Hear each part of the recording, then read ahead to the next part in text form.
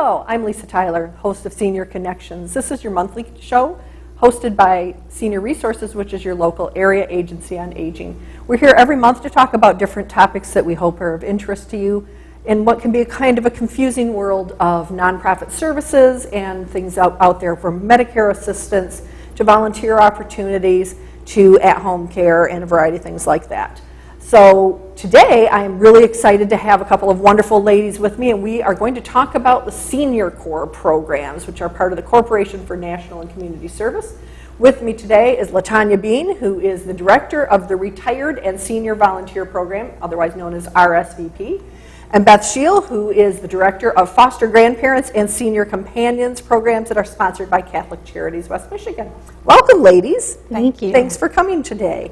So let's talk just a little bit about, I'm just going to hit it up right off the bat and we'll maybe come back to it. Senior Corps programs are those three programs that we mentioned, RSVP, Foster Grandparents, and Senior Companions. And those are programs for people who are 55 and older. They're wonderful programs. We're fortunate to have all three of them here in Muskegon County. But quite honestly, they're in a little danger. They are up for elimination as is the whole Corporation for National and Community Service in President Trump's proposed budget. And so I'm going to just say right up front that if you hear this program and this is important to you, please get a hold of your lawmakers, and you can find their contact information on our website, www.seniorresourceswmi.org. If you go under advocacy, we have a list of all of that. We'll come back to that if we have time, but I just wanted to get that out front.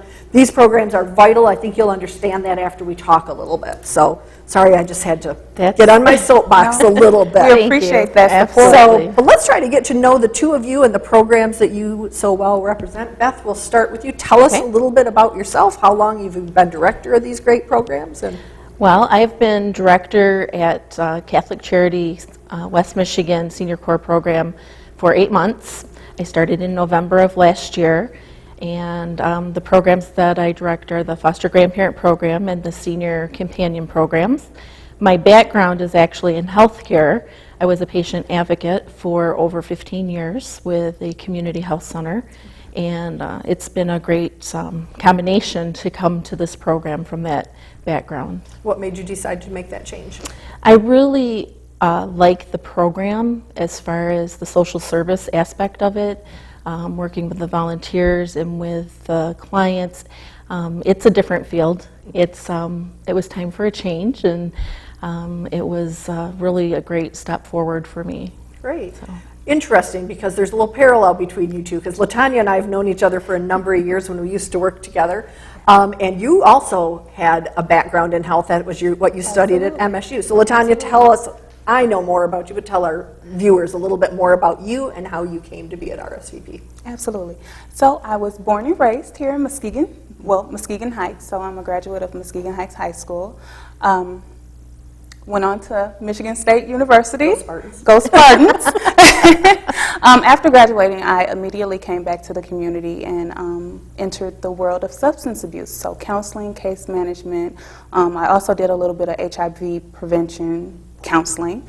After that, it was kind of right into the federal program. So I started off with the Upward Bound program out at Muskegon Community College, which is also, like I mentioned, a federal program under the TRIO label. And then I was so graciously entered into the world of United Way. So I served under a capacity of community impact for a couple of years and college access. From then, we kind of migrated into the Senior Corps arena, and so I've been in that arena first as the coordinator for a year, and now as the director for a little bit over a year now. Great. So both of you, interestingly, have just very divergent the health backgrounds, but come into both of these working with seniors. So same with me. I mean, my background wasn't with that, but you become very passionate about it very quickly. Absolutely. I think. Yeah. And plus, we all hope to get to that age, don't we? Yes. That is really our goal, and we want to. Yes. I mean, when I look at things, I will look at what do I want things to be. I'm not quite to your program age eligibility yet, but I'm close. But I want to make sure that there are things that keep me vibrant and alive, and all of the people that I know around me, because that's really what our goals are. So, as we mentioned, all three of these programs are part of Senior Corps, which is funded by the Corporation for National and Community Service. The Senior Corps programs connect today's 55 and older population with people and organizations that need them. It was conceived during John F. Kennedy's presidency, and those 3 programs under Senior Corps are Foster Grandparent, Senior Companion, which are Beth's programs, and RSVP. And as I said, we're really lucky to have them. So let's talk about some specifics, because they do have different focus, even Yes. the 2 that you run there. So Beth, let's talk about yours. What requirements are there for eligibility for foster grandparents and senior companions? Then we'll get into the specific differences. Sure. With both programs, for volunteers to be a part of the programs, they have to, like you said, be age 55 or older. They have to meet income guidelines, which is under 200% of the federal poverty guideline. They have to agree to background checks. We're very careful as an agency, making sure that people are safe out volunteering and with those that they're volunteering with. And they have to be willing to work or volunteer at least 20 hours a week in order to do those programs. Okay, so then let's get into some specifics. Talk to us about foster grandparents and what is its mission? Okay, so foster grandparents is really an opportunity for the seniors to go into the schools and work with children that may need a little extra assistance with literacy or math skills. They work with children that might have some behavioral issues. It's really a support for the teacher in the school, and that extra listening ear, extra support for the student, really encouragement for the student so that they can succeed in school. Is it more lower elementary than upper elementary? We do, the majority of our volunteers do go into K through 5th grade. We do have some volunteers in a middle school also, and then there's some in the Head Start programs. Yeah. So we're really kind of targeting 3, 4 on the youngest end up to 10, Yes, 11? probably 10, 11 would be top, yeah, yeah. Now, I have had the privilege of doing some conversations with some of the foster grandparents Yeah. and your senior companions to hear what they like about it. But tell me a little bit about what do you hear from your foster grandparents and from the kids, because one of the things I love about that program is the dual focus of the seniors, which is what those 2 programs started. They really were about the focus on the seniors, and now they've kind of migrated. All of the Senior Corps programs have kind of migrated in their focus a little bit. Yeah, in the foster grandparent program, sometimes the foster grandparent in the classroom is that one person that's really going to listen to them.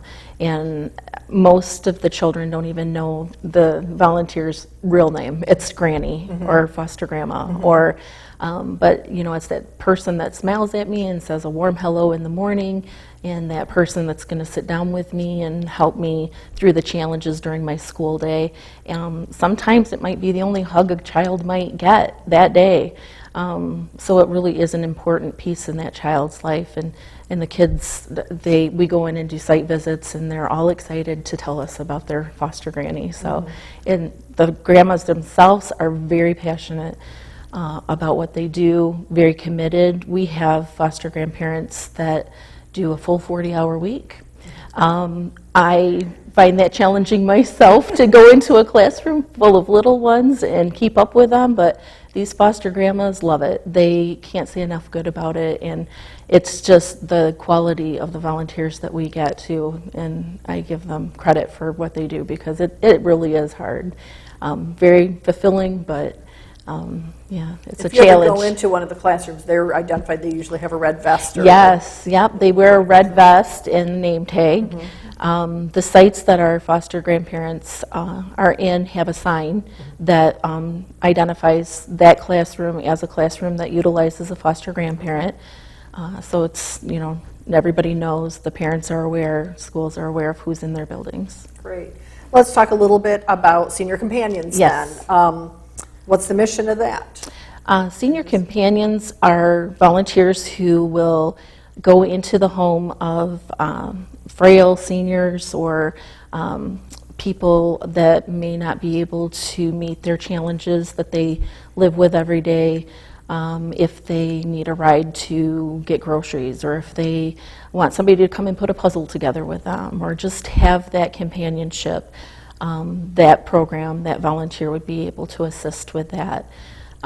We do say that the clients need to be referred by a case-managed facility. So Senior Resources in Muskegon is our resource for getting clients, and our program coordinator coordinates that program very well with the case managers at Senior Resources.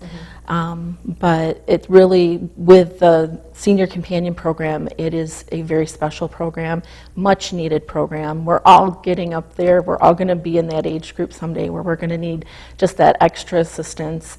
We're really trying to keep people in their homes longer without having to go into assisted living or going into those expensive nursing homes. And it really is an opportunity for that Senior Companion to give respite caretakers to give them a little bit of a break so that they can go out and maybe have some time to themselves and get refreshed and be able to come back and care for that person. It's very much in line with the Senior Resources mission, which is Yes. we're all about trying to keep people at home for as Yes. long as possible. Yeah. It's what most people want, and it's certainly much more cost effective. Yes. How long have absolutely. those two programs been around in the country? The foster grandparent program was developed in 1965, and then the Senior Companion program was developed in 1974.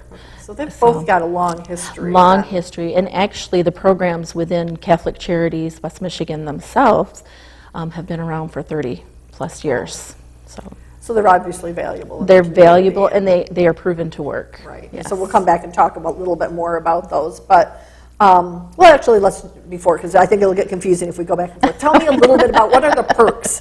What reason would somebody become a foster grandparent or a senior companion? Besides just the knowledge that you're doing something great for your community and that self gratification, you, as a volunteer, get training in different areas that pertain to your service. So there's a required 4 hours a month of training that goes into being a volunteer. But on top of that, the socialization with other volunteers. We have recognition dinners, recognition events, trips that they go on. You get, in our programs, because it is income-based, you do get a stipend, which is a fee for being able to volunteer. It's really meant to break down barriers to volunteering. Right.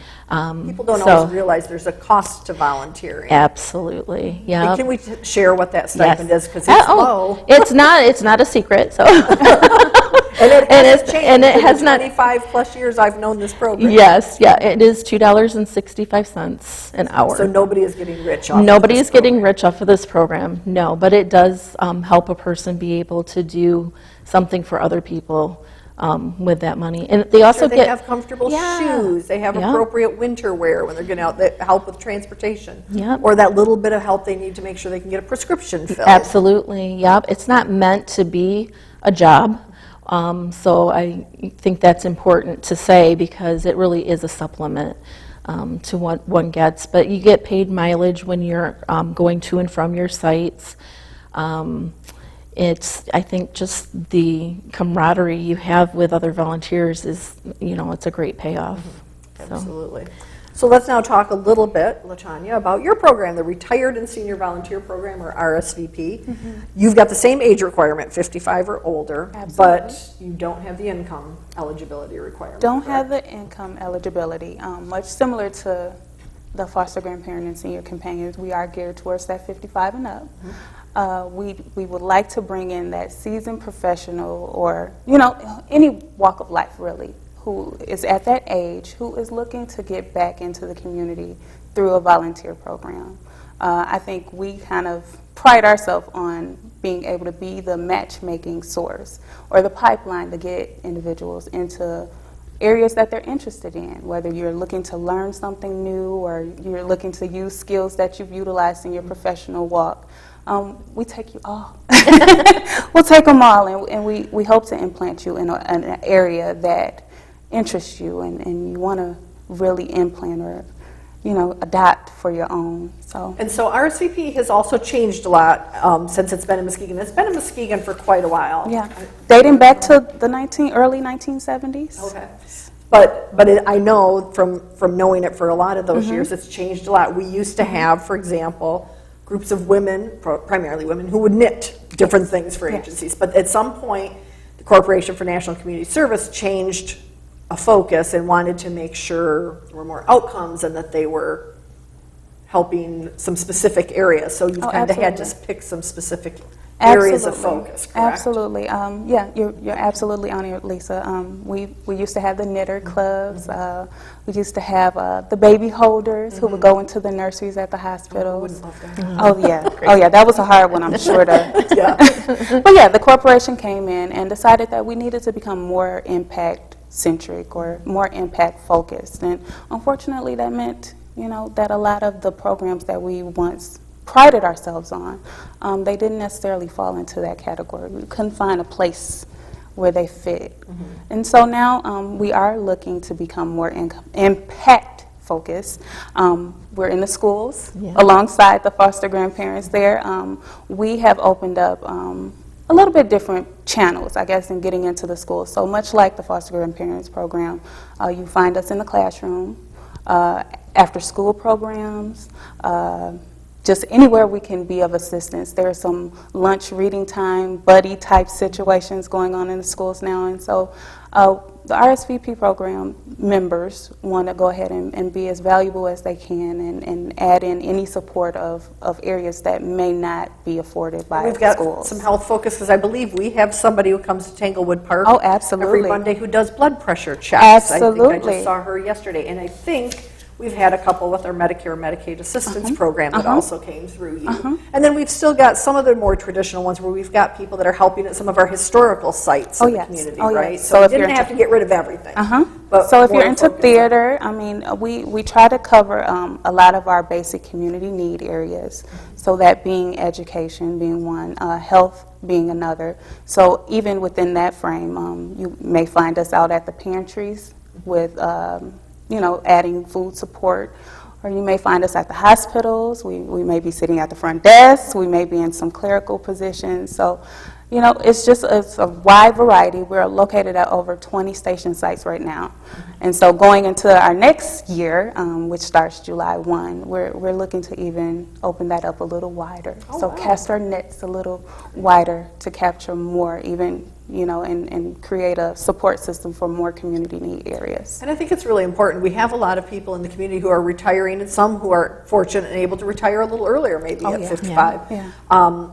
And so I've always heard and believed it's important to retire and have something to retire to, because there's nothing worse than just sitting around. You've worked for 30, 40 years of your life, perhaps, and then what do you do when all of a sudden you either have retired or maybe had to leave the workplace for some reason, that there's these wonderful opportunities between both of the programs for people to get involved with. And on both sides of the financial spectrum, because I used to always hear volunteers, I'd love to have more people be foster grandparents or senior companions. Why do they have to be at that income level? Well, then you've got RSVP to handle the other side of that as well, doing similar work. So roughly how many volunteers do you have in your programs, ladies? In our foster grandparent program, we have 90. We service Muskegon, Newaygo, and Lake counties. And in our senior companion program, we service Muskegon and Newaygo counties, and we have 17 volunteers in that program right now. And that's probably limited because of funding. Yes, yes. Actually, the senior companion program is under the corporation's guidelines and regulations, but they don't fund the program. We actually receive funding from community agencies and state agencies for that program. So that's a little bit smaller program, whereas the foster grandparent program does receive federal funds from the corporation along with the state and community funds. Okay. And Tonya, what do you have roughly in RSVP? We're right in the neighborhood of 70, but we're looking every day for more individuals to come through the doors. There's more capacity. Oh yeah, absolutely. So we invite you to come and see us. You can put contact information in a little bit there. Absolutely. So we know that our population is aging. The baby boomers, and I'm at the tail end of that group, as I always say, we're going to have a lot more older adults in the next 5 to 10 years, which is great to have these programs for them. So, Beth, what would you say to somebody who might be thinking about, somebody who might be watching, who does fall into that 200% of poverty level and thinking, wow, I've got some time? I would just say to that person to really embrace your talents and your God-given gifts and just share those with others, whether it be a child or an adult that might need some assistance. Really think about how you could help someone else, but in return, just realize that you're going to also benefit yourself. You really benefit health-wise even by volunteering, keeping yourself active and engaged in community. So there's really nothing to lose by doing this. I have to say, when a few years ago I was fortunate to be able to interview some of your senior companions and foster grandparents, and we were asking them kind of satisfaction questions and asking them what they got out of it. I remember more than one person, at least 2 to 3 out of the 10 or 12 that I interviewed, saying, it gives me a reason to get out of bed in the morning. Yes. And yes. and we've done a lot of focus at Senior Resources on social isolation and the really negative health impacts Yeah. of that. There are studies that say it's like smoking 15 cigarettes a day when you're socially isolated. And both of those programs help. Yes. Both, and then Yeah. your senior companion is helping seniors on both ends, those who are giving the service and those who are receiving it, Right. because we have participants in that. But the stories of that, and I've seen them as part of videos before, and to hear the foster and they're mostly grannies. Yes. Not as many. We do have a couple of them, so I can't exclude them for sure. but they would talk about how wonderful it was to walk into that classroom and the kids are just swarming them, because they have a Yes. few usually each that they work with regularly. Yes. They're usually assigned up to 6 children. So they're really bonding with those kids Yes. because they're seeing them regularly, depending on how Yep. many hours that they're working.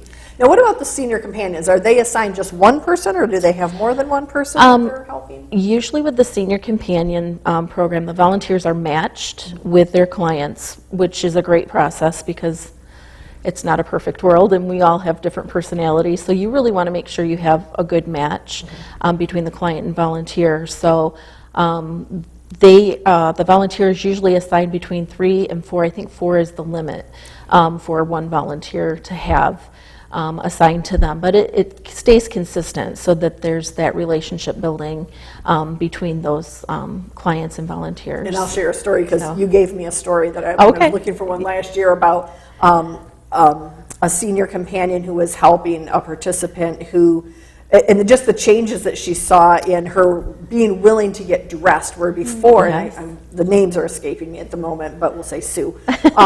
Sue was not wanting to really get dressed and really wasn't just not excited about that. And her senior companion came along, and they would go out and just go for a drive down to the beach because she really enjoyed seeing the beach, or thrift store shopping. They were Thrift very stores, big that's on huge, that. yes. Oh, yeah. And Yep. so I think the day that I met her, she was showing me the tennis shoes that one pair that she got. But she got, so she was more, when her senior companion would come, she'd be dressed. Yeah. Where before, a few months earlier, she'd still been in her pajamas. Yep. But she started looking forward to those visits. And as I recall, she had a pretty a visual impairment. Yes. But Yes. I remember her senior companion saying, "Oh, she can see just fine when she wants to." Right, She can tell right. if I'm doing something she doesn't like. Yeah. But the bond between them was very evident. Yes. It was really yes. fun. It's priceless. So, LaTonya, same question. Why should somebody join RSVP? Well, we're very dedicated to identifying what it is that you want to do. You know, we really pride ourselves on being able to listen to that and pair you with those connections that you want to make. You're at a valuable place in life, you know, and every day is a gift that you donate to us, and we want to honor that and give it the homage that it deserves. And so we definitely take pride on taking care of our seniors. You know, we want to train you, we want to prepare you, we want to get you involved in the way that you want to do. And so we really take pride on listening to the volunteer, listening to what the community needs are, and trying to pair them really, really good together. A person looking just much like Beth here indicated, a person who's looking to, avoid some of that downtime after retirement. You can take your time and you kind of coin it the way you want to do it. And so, being a part of RSVP, you get to say, oh, I have an hour this week, or, I want to commit to a year's term, but I want to do it on my terms. And so we give you ownership to kind of direct your path in that way. We give you a great menu, and so we really, take pride on that as well, that, we've heard what the community needs, being very, very involved with United Way of the Lakeshore. We've done the community need assessment, and so we've heard what the community says that they need help in. Education being a big primary focus of that, healthcare being another, economic opportunities being another. So we're really trying to invest those seniors who want to give their time and treasure and put them where they want to be. So we want to take care of you. How should they get a hold of you? What number should they call? They should call 231-332-4018. That's my direct line. I also have a coordinator's line at the 231-332-4007. Please call us, and we'd love to hear from you. And Beth, how would they get a hold of you? They would call 231-727-4140. And any option 1, 2, or 3, you will get a hold of somebody, and we welcome all calls. We'd love to talk to you about the opportunities available. Great. Well, we have just a couple of minutes, so I'm going to revisit what I said early on. And I'm going to make the plea, but I know these ladies echo it. So the program funding is a really big concern. And I will emphasize the president proposes a budget, but it is not up to the president to make that budget happen. That is up to our Congress people, so the House of Representatives and the Senate. So we think that these programs are a great value for our older adults and for the entire community. Helping young children learn to read, helping frail elderly people remain engaged and stay home, and helping the seniors who are helping on those two areas stay active and engaged and healthy. All of them help keep them that way. And so if you feel strongly about those programs, as Congress is looking at that budget right now, and that is proposed to be zeroed out, and we don't want that, you need to get a hold of your people. In Muskegon, your representative is Representative Bill Huizenga, or you can contact Senators Debbie Stabenow or Gary Peters. Again, you can find their contact information on the Senior Resources website. If you can't remember any of that, if you can't remember that you need to call RSVP at 231-332-4007 or 231-727-4140 for foster grandparents or senior companions, you can always call 211. 211 is that 24-hour helpline that can get you connected to just about anything you need, and I'm always pushing that because it's 3 digits and you can remember that. Ladies, we've got about 30 seconds left. Anything left that you need to say that we've missed? I would just encourage everybody to take the opportunity to come see what these programs are about and come join us. Yes. I would also piggyback on that and just say, give it a shot. Give it a shot. So again, make sure that you're letting your representatives know your feelings. Tell people about these programs. If you're looking, you've got some extra time and you're 55 and older, get a hold of Tonya, get a hold of Beth, or their wonderful staffs that work with them. If you can't remember that, remember 211, or you can always call the Volunteer Center at United Way as well, and I can't remember that direct line, but I know you can call 722-3134 and get to United Way that way, and make sure that they can connect you to something, and if you tell them the age, they're probably going to try to connect you to one of these ladies. Absolutely. So. Thank you so much, Beth and Tonya, for joining us this Thank month. you. Lots of great information. We're going to keep our older adults happy and healthy and engaged if it kills us. That's our goal. That's our goal. Absolutely. We appreciate you joining us for this half hour of great information. We will see you next month with another great topic. Thank you.